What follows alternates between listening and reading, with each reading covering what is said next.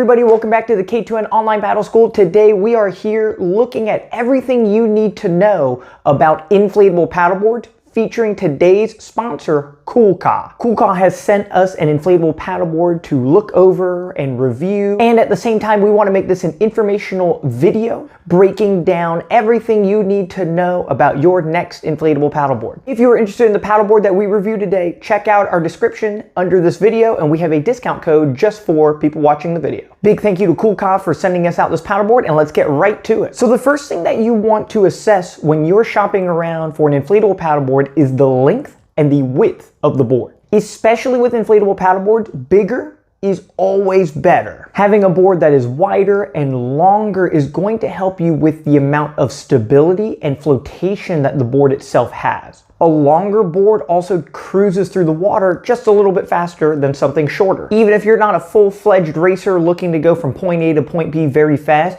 it is invaluable having something that you don't have to work so hard on to navigate your waterways. Having something longer that cruises faster on its own means you don't have to work so hard and still achieve the same thing. Being on a very short board means you have to work much harder to go slower. This is one of the most common mistakes that people make when they purchase their first inflatable paddleboard, is they're looking for a price point that is very low.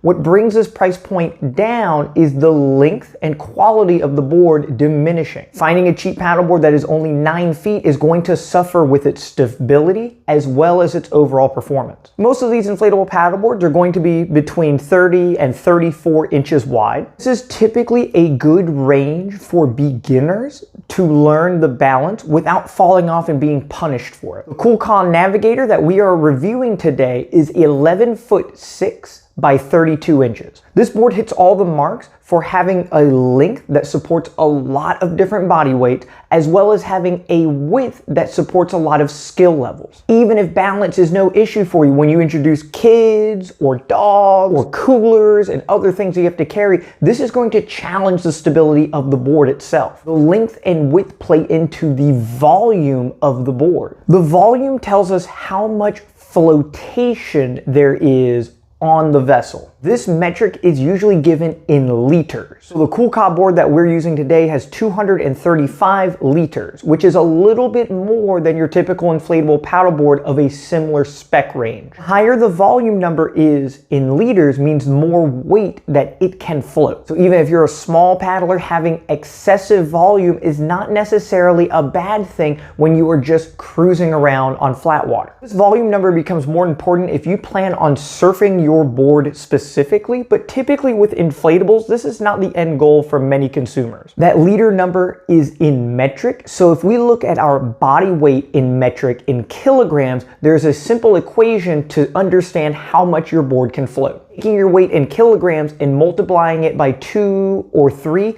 as long as the liter value of the board is higher than that, this means that it will be able to adequately float you and not sink into the water. The closer you push the board's weight capacity means it sits lower in the water, which makes it much more challenging to paddle. Again, if you're overloading the board with other passengers and dogs and coolers and things of this nature, understanding your liters allows you to maximize the board's potential. Bigger is always better. Having excessive volume is typically never going to make that much of a difference.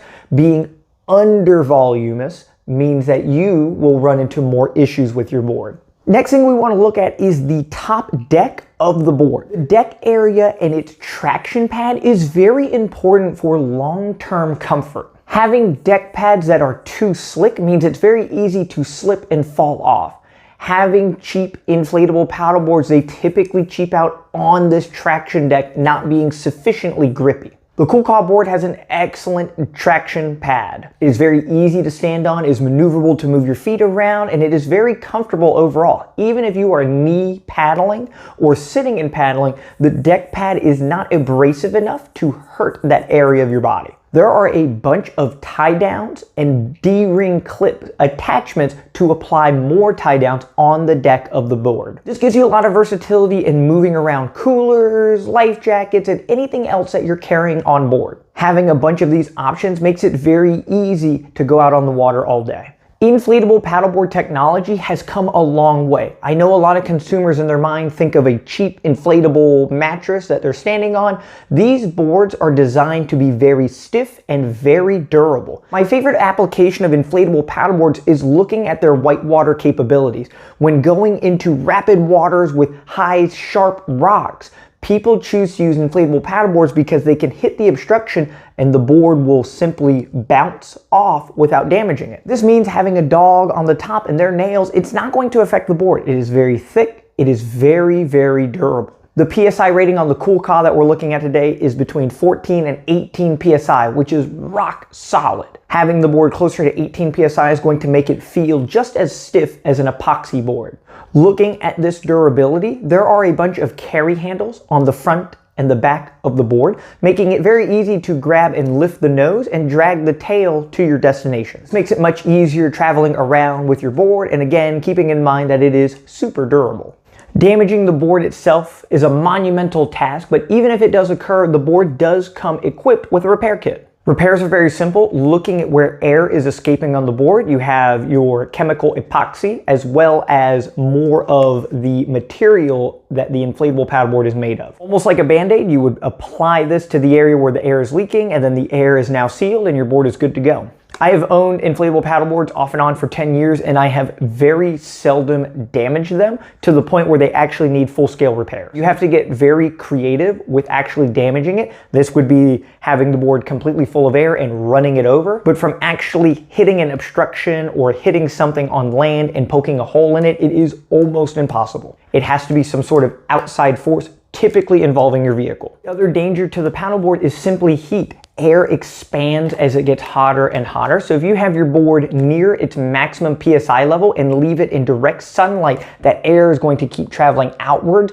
and that PSI on the inside is going to travel up and up. Exceeding the maximum PSI number means that that air has to go somewhere, and it will typically blow a seam trying to escape. When you're out on the water, you don't have to worry about this. The cool water underneath the board makes sure that the air cannot heat up. It's only when it's on land with nothing around it cooling it off. The time that it takes for this to occur is typically in the range of hours. You inflate your paddleboard and walk away and it's in direct sunlight, there's nothing to worry about. If you store your inflatable paddleboard fully inflated outdoors in direct sunlight over a long period of time, this becomes issues you may run into. The next thing that we're looking at is going to be the pump. It's very simple using the pump. You just attach this end into the back of your paddleboard and it twists to lock. There's a PSI gauge on the top here. This one is designed specifically for these paddleboards, so it has a green range for the area that you want the PSI to end up at. This pump is double action, so as this red insert is inside of the mechanism here, as you bring the pump valve up and down, it will push air in both directions. So it'll puff out air this way and puff out air this way. Once the PSI is above 10, the amount of force that it takes pulling it up and pushing it down goes up tremendously. Taking this out makes it single action, which gives you no resistance going up, and you can use all of your body weight to push in that pressurized air. The more pressurized the air, the heavier it is to push into your board. For inflatable paddleboards, I typically use some sort of motorized vacuum apparatus that plugs into the vehicle that pushes air out to inflate the board about 80%. The last 20% is simply the pressurized air that has to be pushed in with a tremendous amount of force. The first few hundred pumps that you are going to interact in with the board have almost no pressure. So if you have anything that pushes air out, it will inflate the board instantaneously. Overall, the pump that comes with the COOLCAA paddleboard is very high quality. This thing is super nice.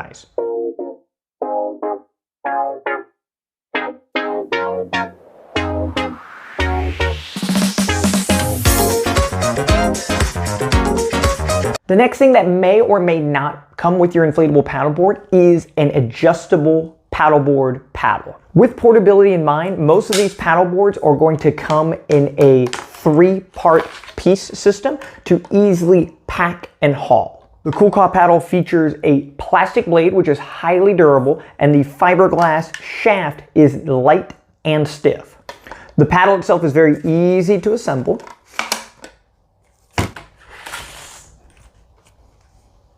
Having the fiberglass shaft is an upgrade from having a typical aluminum paddle shaft. The lighter your paddle is, the more forgiving it is on your body, and the longer you can use it throughout the day. The next thing your paddleboard may or may not come equipped with is a leash. A leash is an excellent safety apparatus to make sure that you are attached to your board in the event of a fall.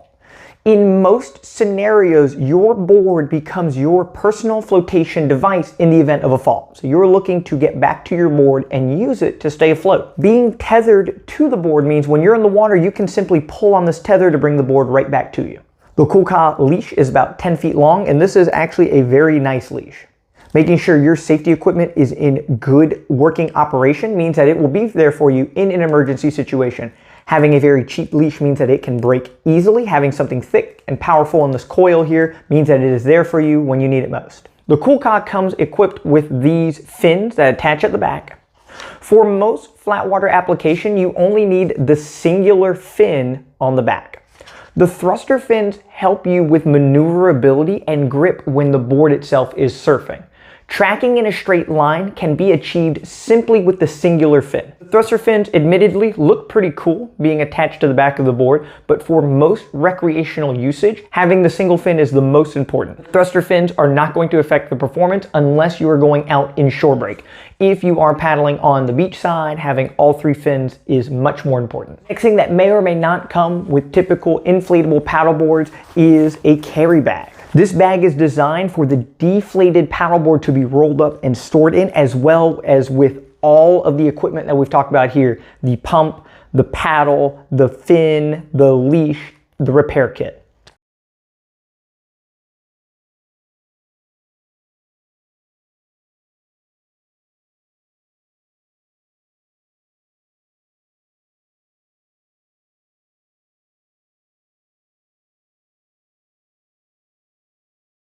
Everything can fit in this, so if you are leaving your vehicle and going off of a trail and going towards the water, you have everything you need to inflate your paddleboard. This bag is very high quality, right? So you're going to be carrying about 20 to 30 pounds worth of gear in the back here, and this thing is equipped for that. These carry bags are a very nice touch, and not all inflatable paddleboards come with them, so when you deflate your board, you simply have a carry bag or a tote to put in instead of a nice full-fledged backpack. Having the waist attachment as well as a chest attachment means that you can put this on for a long hike, and it is relatively comfortable. Excellent. I hope that information helps you in choosing your next paddleboard.